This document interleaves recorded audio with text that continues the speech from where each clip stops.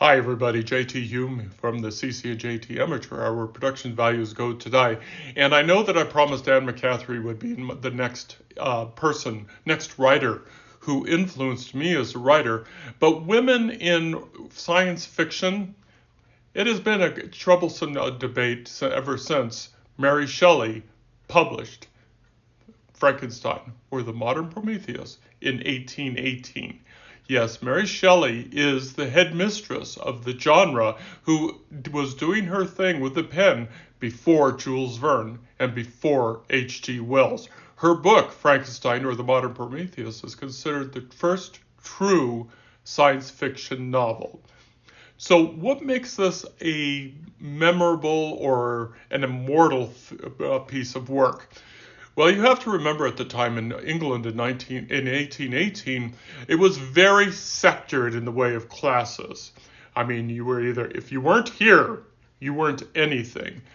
And so Victor Frankenstein pushed back on this. Now, in other literature and in movies, you've probably gotten used to the cliche of Professor Frankenstein or Dr. Frankenstein.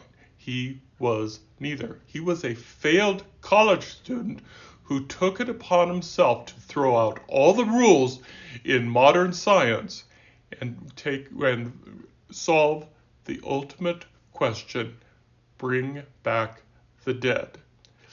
Yeah, and I cannot frame how controversial this was at the time. Again, 1818, the English were still wrestling with, Satan as a science. Satan existed, God existed. These were the foundations of society. And then you have this further, framing that, science was performed by the intellectuals. And then here comes Victor Frankenstein, who Mary Shelley purposely wrote as an indictment on everything I just mentioned. And what happened? Well, the monster, which did not have a name, the monster killed and killed and killed, including, by the way, spoiler, Victor Frankenstein's wife. So, who's the monster?